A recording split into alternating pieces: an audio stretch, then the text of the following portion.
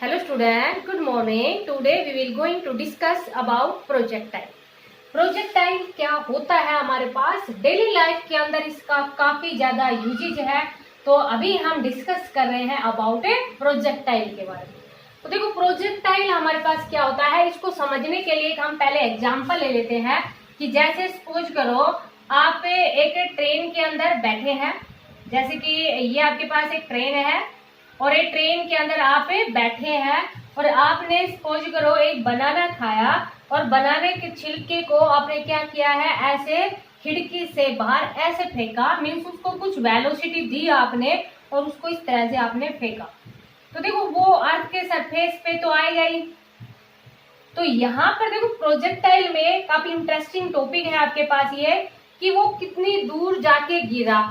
जैसे कि जैसे ट्रेन थी, आप या खिड़की आपके पास यहाँ थी, आपने उसको जैसे स्टार्टिंग में आपको बताया कि आपने कितनी वेलोसिटी से उसको फेंका, कितनी देर तक वो हवा में रहा, और किसी भी इंस्टेंट के ऊपर उसकी वेलोसिटी पूछ ली जाए कि भाई उस इंस्टेंट के ऊपर कितने टाइम के बाद में उसकी वेलोसिटी बताओ कितनी होगी, या वो कितनी दूर जाके गिरा।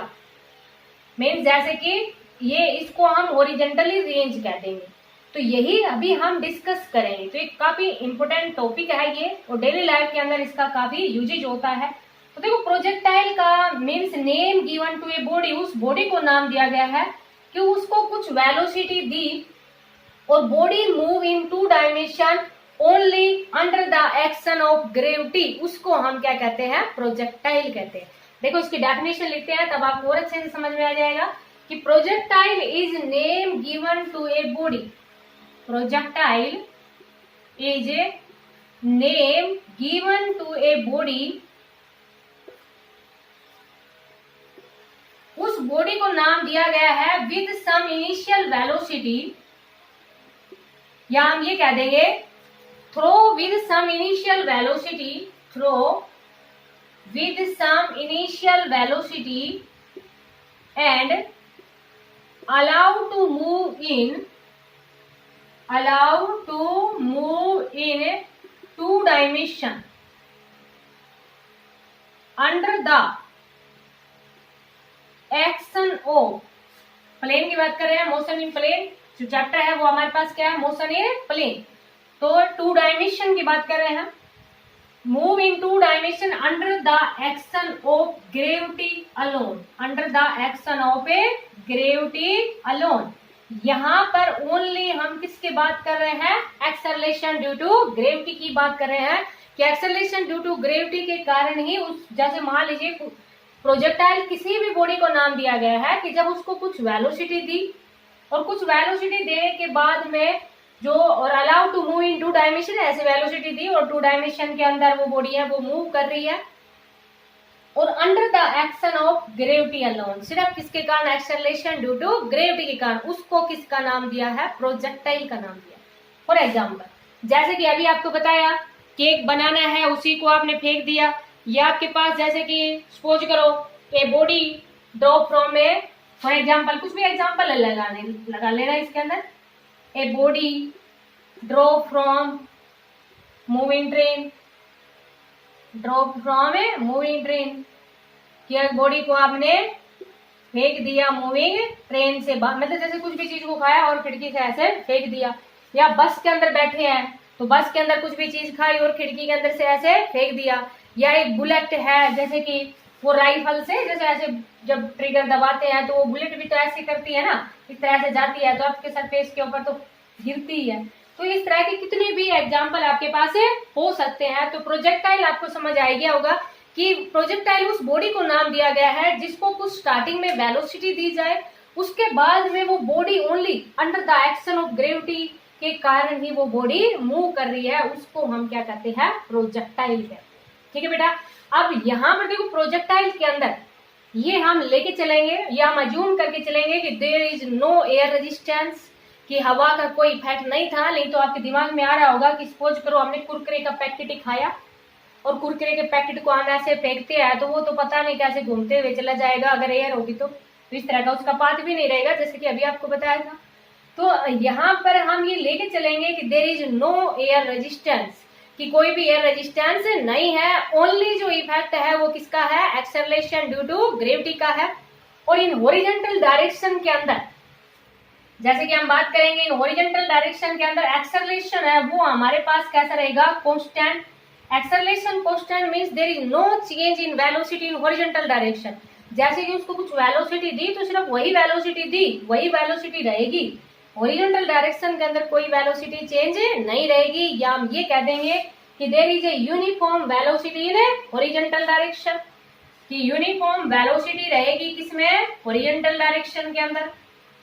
और यूनिफॉर्म चेंजिंग वेलोसिटी रहेगी वर्टिकली डायरेक्शन के अंदर। यूनिफॉर्म चेंजिंग वेलोसिटी यूनिफॉर्म रहेगी इन ए वर्टिकल डायरेक्शन, लेकिन चेंज होती रहेगी किसके कारण, due to acceleration due to gravity. Acceleration due to gravity के कारण। समझ में आ गया। तो यहां हम अज्यूम करके चलेंगे कि there is no air resistance, और यहाँ पर acceleration in horizontal direction remains constant, means uniform velocity in horizontal direction, ये हम अज्यूम करके चलेंगे। और there is acceleration is increasing, acceleration है वो तो इंक्रीज होगा जैसे जैसे बॉडी नीचे की तरफ आएगी, means uniform changing velocity in a vertical direction, ये हम अज्यूम करके चलेंगे प्रोजेक्टाइल के। अब हम डिस्कस करते हैं किसके बारे में, हॉरिजॉन्टल प्रोजेक्टाइल के बारे में। फिर नेक्स्ट वीडियो में हम डिस्कस करेंगे एंगुलर प्रोजेक्टाइल में, और जब आप इनकी न्यूमेरिकल करोगे तो काफी इंटरेस्टिंग है, डेली लाइफ के अंदर काफी ज्यादा यूजेज है।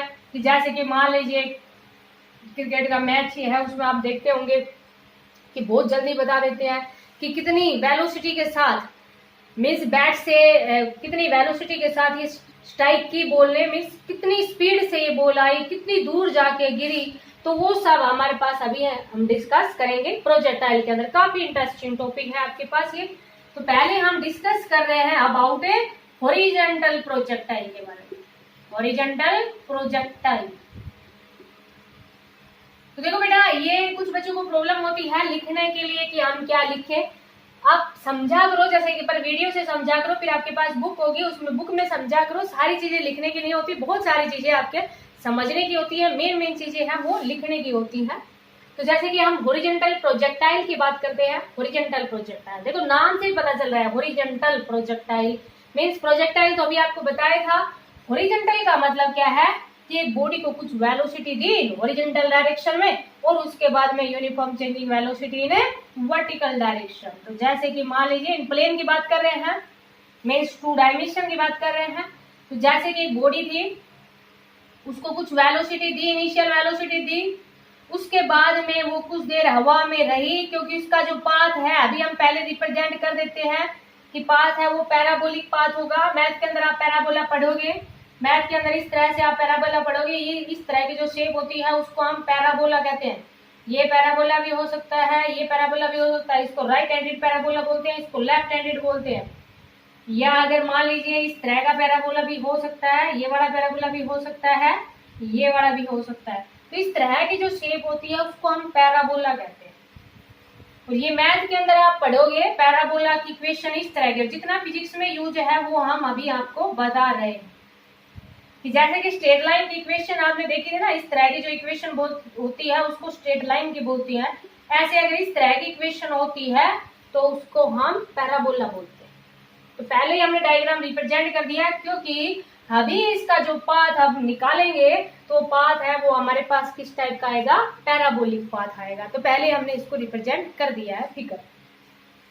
तो जैसे कि एक बॉडी थी, उसको कुछ वेलोसिटी दी, कुछ देर तक वो हवा में रही, उसके बाद में वो अर्थ के सरफेस के ऊपर स्ट्राइक की। मीन्स ये हम सारे पॉइंट निकालेंगे, सारे पॉइंट निकालने का मीन्स, जैसे एक्स एक्सिस ले ली, ये हमने इधर क्या ले लिया, वाई एक्सिस ले ली। ठीक है बेटा, motion along horizontal direction, motion along vertical direction. देखो हमने हॉरिजॉन्टल डायरेक्शन दिया है ना, कुछ वेलोसिटी दी। अब एक इंस्टेंट आएगा, मान लीजिए उस पॉइंट को हमने P मान लिया, तो यहाँ पर भी x भी है और साथ में आपके पास क्या है, y भी है। मीन्स यहाँ पर हॉरिजॉन्टल वेलोसिटी भी है और साथ में आपके पास क्या है, वर्टिकली वेलोसिटी भी है। ठीक है, tangent at any point gives the direction. समझ आ गया होगा बेटा। तो ये सारे पॉइंट निकालेंगे हम, टाइम ऑफ फ्लाइट, कितनी देर तक हवा में रहा, हॉरिजॉन्टल रेंज मींस कितनी दूर जाके उसने स्ट्राइक किया, पाथ ऑफ प्रोजेक्टाइल। पहले तो हम किसके बारे में डिस्कस कर रहे हैं, पाथ ऑफ प्रोजेक्टाइल के बारे में डिस्कस करेंगे। पाथ ऑफ प्रोजेक्टाइल मीन से पाथ है वो किस टाइप का होगा, ठीक है बेटा। तो पहले हम किसके बारे में डिस्कस कर रहे हैं, पाथ ऑफ प्रोजेक्टाइल। जैसे कि हमने फिगर बनाया हुआ है पैराबोलिक पाथ होगा, तो अभी हम शो करके दिखाएंगे आपको कि पाथ है वो किस टाइप का होगा, पैराबोला, पाथ ऑफ प्रोजेक्टाइल। तो देखो बेटा यहाँ पाथ ऑफ प्रोजेक्टाइल के अंदर बॉडी हॉरिजॉन्टल डायरेक्शन में भी जा रही है, उसके बाद में एक्सेलरेशन ड्यू टू ग्रेविटी के कारण बॉडी नीचे की तरफ भी आ रही है। तो पहले हम डिस्कस कर लेते हैं मोशन अलोंग हॉरिजॉन्टल डायरेक्शन। बहुत ही सिंपल सा है, motion along horizontal direction, motion along horizontal direction. तो देखो बेटा अभी मोशन अलोंग हॉरिजॉन्टल डायरेक्शन के अंदर जो मोशन है, जैसे कि हमने ये फर्स्ट जो चैप्टर था उसके अंदर डिस्कस किया था, हॉरिजॉन्टल डायरेक्शन की बात है तो इस तरह की हमने इक्वेशन निकाली थी, आपको ध्यान हो तो। फिर x माइनस एक्स नोट को हमने s लिख दिया था, तो जनरली हमने इसको ऐसे लिख दिया था, s is equal to u t plus half a t square होता है। यहाँ पर सिर्फ क्या किया है, s की जगह x माइनस एक्स नोट ले लिया, हॉरिजॉन्टल था तो x से रिप्रेजेंट कर दिया, वर्टिकली होगा इसको तो y से रिप्रेजेंट कर देंगे। शायद ये आपको समझ आ गया होगा। तो देखो बेटा मोशन अलोंग हॉरिजॉन्टल डायरेक्शन, तो motion along horizontal direction x note है हमारे पास इनिशियल पॉइंट, तो एक्स नोट की वैल्यू तो कितनी है, 0 ही है। यूएस जो कुछ वेलोसिटी दी, अभी हमने अज्यूम किया था कि there is no changing velocity in horizontal direction, या हम अज्यूम करके चल चुके हैं no change in velocity in horizontal direction, कि हॉरिजॉन्टल डायरेक्शन के अंदर कोई भी वेलोसिटी के अंदर चेंज नहीं है। और एक्सेलरेशन इज इक्वल टू क्या होता है, change in velocity by time, और वेलोसिटी के अंदर कोई चेंज नहीं है, it means acceleration in horizontal direction आपके पास कैसा है, कांस्टेंट। समझ आ गया होगा बेटा, मींस एक्सेलरेशन कितना है, 0, क्योंकि no change in velocity in horizontal direction. तो देखो बेटा x इज इक्वल टू कितना आ गया, ये तो 0 हो गया, यू एक्स की जगह u इंटू टी, बाकी सारा 0। तो ये हमारे पास मोशन अलोंग हॉरिजॉन्टल डायरेक्शन के अंदर ये इक्वेशन आ गई। अब हम बात कर रहे हैं motion along vertically direction, motion along vertical direction. देखो मोशन अलोंग वर्टिकली डायरेक्शन, ये आपको पॉइंट समझ में आ गया था ना बेटा कि एक्स भी चल रहे हैं और साथ में क्या चल रहे हैं, हमें वाई भी चल रहे हैं। मोशन अलोंग वर्टिकली डायरेक्शन, इसको मिटा देती हूँ, समझ आ गया होगा।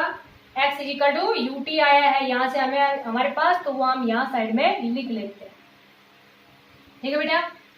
Motion along vertically direction, vertically direction के अंदर क्या है, y is equal to y naught plus u y t plus half a y t square. समझ आ गया बेटा, हॉरिजॉन्टल डायरेक्शन के अंदर x से रिप्रेजेंट कर दिया, वर्टिकली डायरेक्शन के अंदर y से रिप्रेजेंट कर दिया। समझ आ गया होगा बेटा। y इज इक्वल टू देखो अब y नोट इनिशियली 0 है ना, यू वाई। अब यहाँ पर देखो यू वाई की वैल्यू कितनी है आपके पास, 0 है ना, क्योंकि अगर वेलोसिटी यहाँ पर कुछ वेलोसिटी होती तो बॉडी ऊपर की तरफ ही जाती ना वर्टिकली डायरेक्शन में। अगर किसी बॉडी की वेलोसिटी 0 होती है तभी तो बॉडी नीचे आती है, मीन्स वर्टिकली डायरेक्शन के अंदर यू वाई की वैल्यू कितनी है, 0। पहले हम लिख लेते हैं यहाँ पर वाई नोट कितना है, 0, यू वाई भी कितना है, 0। और एक्सेलरेशन है ना वो हमारे पास किसके इक्वल है, पॉजिटिव है, क्योंकि बॉडी नीचे की तरफ आ रही है। समझ आ गया बेटा। तो y इज इक्वल टू कितना आ गया, यहाँ से यू वाई तो 0 हो गया, तो ये हमारे पास कितना आ गया, हाफ ए वाई की जगह हम कितना पुट कर देंगे, g और इंटू टी स्क्वायर। समझ आ गया बेटा। अब देखो वहां से देखो t की वैल्यू फर्स्ट इक्वेशन से t की वैल्यू कितनी है, x बाई यू, क्योंकि पाथ ऑफ प्रोजेक्टाइल में तो मोशन अलोंग हॉरिजॉन्टल डायरेक्शन भी है, मोशन अलोंग वर्टिकली डायरेक्शन भी है, मींस हम इन दोनों को क्या कर रहे हैं, कंबाइन ही तो कर रहे हैं ना। कंबाइन करेंगे मीन्स दोनों का इफेक्ट निकालेंगे। तो यहां से देखो बेटा y is equal to half g, t की जगह कितना पुट कर देंगे, x बाई यू। समझ आ गया बेटा, इज स्क्वायर। तो यहां से हमारे पास कितना आ गया, y is equal to half g x square divide by u square. इस सारे को हम इस साइड ले आए, 2u square y divide by g, और इज इक्वल टू कितना आ गया, x स्क्वायर। अब देखो बेटा पर्टिकुलर के लिए स्टार्टिंग में मान लीजिए उस बॉडी को आपने कितनी भी वेलोसिटी दी है, 20 मीटर पर सेकंड दी है या कितनी भी वेलोसिटी दी है, तो वो कांस्टेंट है, टू कांस्टेंट है। एक्सेलरेशन ड्यू टू ग्रेविटी की वैल्यू है वो भी तो कांस्टेंट है ना, क्योंकि बॉडी है उसको कुछ ज्यादा हाइट से नहीं किया। वैसे तो जैसे जैसे हम हाइट पे जाते हैं एक्सेलरेशन ड्यू टू ग्रेविटी की वैल्यू कम होती जाती है, जैसे जैसे हम डेप्थ में जाते हैं तब भी वैल्यू कम होती जाती है। लेकिन ये कुछ ज्यादा हाइट नहीं ले, जैसे कि ट्रेन, विंडो या आपके पास राइफल, तो कुछ ज्यादा हाइट नहीं है, तो इतनी हाइट के ऊपर तो एक्सेलरेशन ड्यू टू ग्रेविटी की वैल्यू कांस्टेंट ही होती है। तो यहाँ से देखो ये सारी की सारी वैल्यू क्या है, कांस्टेंट। कांस्टेंट है तो इसको हमने रिप्रेजेंट कर दिया के बाई। और अभी आपको बताया था ना कि इस तरह की जो कोई इक्वेशन होती है तो उसको हम रिप्रेजेंट करते हैं पैराबोला से। तो यहाँ पर पाथ ऑफ प्रोजेक्टाइल है, मीन्स जो प्रोजेक्टाइल का जो पाथ आया उसको हम ट्रैजेक्टरी भी बोलते हैं। और ये जो पाथ आया है ये किस टाइप का आया आपके पास है, पैराबोलिक पाथ। किस टाइप का पाथ आया, पैराबोलिक पाथ। तो यहां से हम ये कह देंगे कि path of projectile is a parabolic. ठीक है बेटा, समझ आ गया होगा, path of projectile is a parabolic. किस टाइप का पाथ होगा, पैराबोलिक पाथ। ठीक है, इस तरह की जो शेप होती है उसको हम क्या कहते हैं, पैराबोलिक पाथ। अब देखो यहाँ पर ये तो पाथ ऑफ प्रोजेक्टाइल की बात थी। अब यहाँ पर हमारे पास क्वेश्चन ये बनता है कि जैसे कि कितनी देर तक, मान लीजिए उस बॉडी को कुछ वेलोसिटी के साथ फेंका तो वो कितनी देर तक हवा में रही, और कितनी देर तक हवा में रही उसको हम क्या कहते हैं, टाइम ऑफ ए फ्लाइट कहते हैं। कितनी देर हवा में रही उसको क्या बोलेंगे, टाइम ऑफ ए फ्लाइट। तो अभी हम डिस्कस करेंगे किसके बारे में, टाइम ऑफ फ्लाइट। तो टाइम ऑफ फ्लाइट या हम ये भी कह सकते हैं time taken by the object.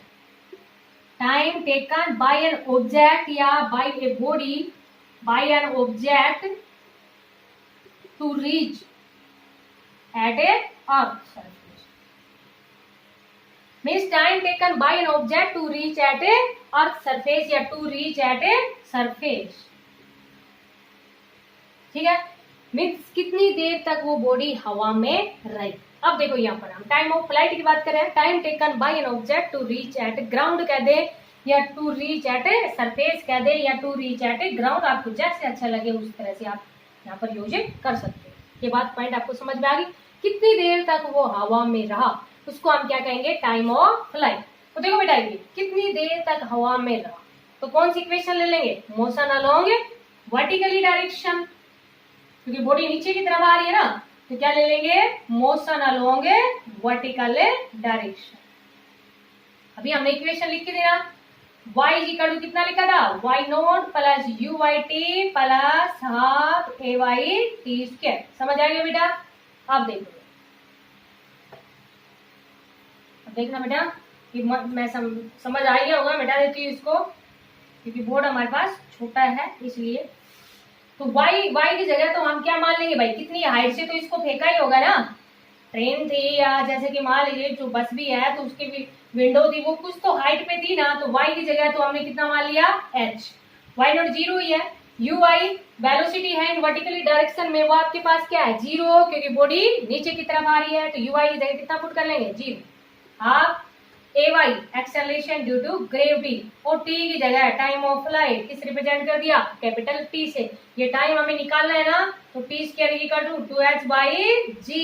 तो टाइम ऑफ फ्लाइट के लिए फॉर्मूला आ गया। अब हम डायरेक्ट जैसे न्यूमेरिकल करेंगे ना इसमें, कि आपको ये दिया हो कि इतनी हाइट के ऊपर कोई हिल थी, जैसे कि मान लीजिए सपोज करो 100 मीटर हाइट के ऊपर आपके पास कोई हिल है, वहां से एक बॉडी को फेंका, कितने टाइम के बाद में वो बॉडी गिरी, बस ओनली एच की जगह आपको कितना पुट कर देना है, 100। समझ आ गया होगा बेटा, न्यूमेरिकल करेंगे, बहुत ही सिंपल है इसके ऊपर न्यूमेरिकल। पहले हम ये इसका डेरिवेशन कर लेते हैं, हर एक जैसे कि टाइम ऑफ फ्लाइट का किया है ऐसे ही हम हॉरिजॉन्टल रेंज का कर लेंगे कि कितनी दूर जाके वो बॉडी गिरी, उसके बाद में हम न्यूमेरिकल डिस्कस करेंगे। समझ आ गया बेटा, टाइम ऑफ फ्लाइट के लिए फॉर्मूला क्या आ गया, under 2h by g, where h is the height and g is the acceleration due to gravity.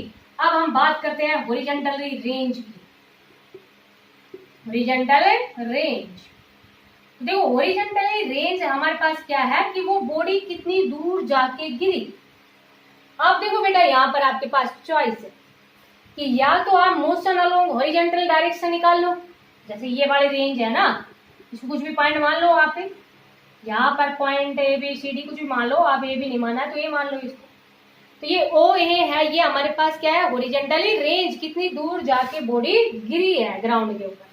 तो यहाँ आपके पास चॉइस है, या तो मोशन अलोंग हॉरिजॉन्टल डायरेक्शन ले लो, या डिस्टेंस तो निकालनी है, टाइम हमें पता है, वेलोसिटी हमें पता है, और हमें क्या निकालनी है, रेंज, डिस्टेंस तो निकालनी है। और we know that distance is equal to क्या होता है, वेलोसिटी मल्टीप्लाई टाइम। वेलोसिटी हमें पता है कितनी है, u, और टाइम कितना है, √2h/g। बोलो बेटा समझ आया कि नहीं? अगर ये आपको अच्छा नहीं लग रहा तो आप ये कहोगे कि मोशन अलोंग हॉरिजॉन्टल डायरेक्शन लगाए, तो ये वाला लगा दो, uxt plus half axt²। x not 0 है, ux आपको बताया, t आपके पास टाइम निकाल चुके हैं, √2h/g, बाकी x भी 0, t भी 0, वैल्यू वही आ रही है। बताओ बेटा समझ आए कि नहीं? तो हॉरिजॉन्टली रेंज के लिए हमारे पास इट मीन्स, जैसे कि मान लीजिए कोई भी न्यूमेरिकल होगा, उसमें जो वेलोसिटी निकाल लेंगे हम, सॉरी टाइम निकाल लेंगे, तो वेलोसिटी से मल्टीप्लाई कर देंगे तो वो हमारे पास क्या आ जाएगी, हॉरिजॉन्टली रेंज। हॉरिजॉन्टली रेंज का मीन, जैसे कि मान लीजिए कोई भी बॉडी को आपने फेंका था, वो कितनी दूर जाके ग्राउंड पे गिरी, ये वाले जो डिस्टेंस है उसको हम क्या कहते हैं, रेंज। हॉरिजॉन्टल डायरेक्शन के अंदर है, इसलिए इसको क्या बोल देंगे, हॉरिजॉन्टली रेंज। समझ आ गया होगा बेटा? अब देखो वेलोसिटी एट एनी पॉइंट के ऊपर निकालते हैं, जैसे कि किसी भी इंस्टेंट के ऊपर वेलोसिटी एट एनी इंस्टेंट, ये पूछ लिया जाए आपसे, एट एनी इंस्टेंट, किसी भी इंस्टेंट के ऊपर वेलोसिटी पूछ ली जाए, मीन्स एट पॉइंट पी की बात कर। देखो बेटा यहाँ पर हॉरिजॉन्टल डायरेक्शन के अंदर बॉडी को फेंका था, वर्टिकल के अंदर बॉडी आ रही है, तो ये हमारे पास क्या बन गई, एक रिजल्टेंट निकालने के लिए हमने क्या लगा लिया, parallelogram law of vector addition लगा लिया। और parallelogram law of vector addition के लिए क्या होता है, vx का स्क्वायर प्लस vy का स्क्वायर प्लस 2vx vy, और एंगल इनके बीच में कितना है, cos ऑफ 90, और cos 90 की वैल्यू कितनी होती है, 0। तो ये वैल्यू हमारे पास कितनी आ जाएगी, vx का स्क्वायर प्लस vy का स्क्वायर। समझ आ गया बेटा? तो ये वेलोसिटी हमारे पास कितनी आ गई, vx का स्क्वायर प्लस vy² का रूट। अब हम vx निकालेंगे, तो vx के लिए v इक्वल टू कितना होता है, u plus at। Horizontal direction के अंदर है तो ux plus ax into t से रिप्रेजेंट कर दिया। ux कितना है, u, ax कितना है, 0। तो हॉरिजॉन्टल डायरेक्शन के अंदर वेलोसिटी जो vx की वैल्यू कितनी आ गई, u। वर्टिकली के अंदर uy प्लस ayt, अब uy तो 0 है, तो vy इक्वल टू कितना आ गया, g इंटू t। समझ आ गया बेटा? तो ये हमारे पास कितना आ जाएगा, वेलोसिटी एट एन इंस्टेंट कितनी आ गई, vx की जगह कितना पुट कर देंगे, u, और इसकी जगह हम कितना पुट कर देंगे, gt, तो g² इंटू t²। अगर डायरेक्शन की बात करें तो कुछ भी, ये एंगल मान लिया हमने, कुछ भी ये एंगल हमारे पास कितना है, कुछ भी मान लो, जैसे बीटा मान लिया, तो टेंजेंट बीटा क्या होता है हमारे पास, परपेंडिकुलर बाई बेस। परपेंडिकुलर क्या है, वर्टिकली डायरेक्शन में, डिवाइड बाई बेस। तो यहाँ से बीटा इक्वल टू कितना आ जाएगा, tan inverse dy by bx। vy कितना है, gt, और डिवाइड बाई x, vx कितना है, u। समझ आ गया बेटा? tan inverse gt by u। तो ये हमारे पास क्या आ गई, इसकी डायरेक्शन आ गई। तो वेलोसिटी एट एनी इंस्टेंट, किसी भी इंस्टेंट के ऊपर अगर वेलोसिटी पूछी जाती है, तो किसी भी इंस्टेंट के ऊपर जो वेलोसिटी है वो हम कैसे निकालेंगे, इस फॉर्मूले से निकालेंगे, u² प्लस g² t² का रूट। डायरेक्शन पूछ ली जाएगी भाई, किसी भी इंस्टेंट के ऊपर उसका कितना एंगल था, तो किससे निकालेंगे, beta is equal to tan inverse gt by u। इन्हीं फॉर्मूले का यूज करते हुए हम न्यूमेरिकल करेंगे। तो इस टॉपिक को आप अच्छे से समझना, और एक बार बेटा वीडियो को आप लास्ट तक देखा करो ताकि आपको समझ आ जाए। तो ये था हमारे पास प्रोजेक्टाइल और हॉरिजॉन्टली प्रोजेक्टाइल। तो इसको जब आप अच्छी तरह से समझोगे तो न्यूमेरिकल अपने आप सोल्व कर दोगे। तो नेक्स्ट हम एंगुलर प्रोजेक्टाइल के बारे में डिस्कस करेंगे, फिर इन दोनों के कंबाइंड न्यूमेरिकल करेंगे। तब तक आप इसको अच्छी तरह से समझना। Thank you, have a nice day.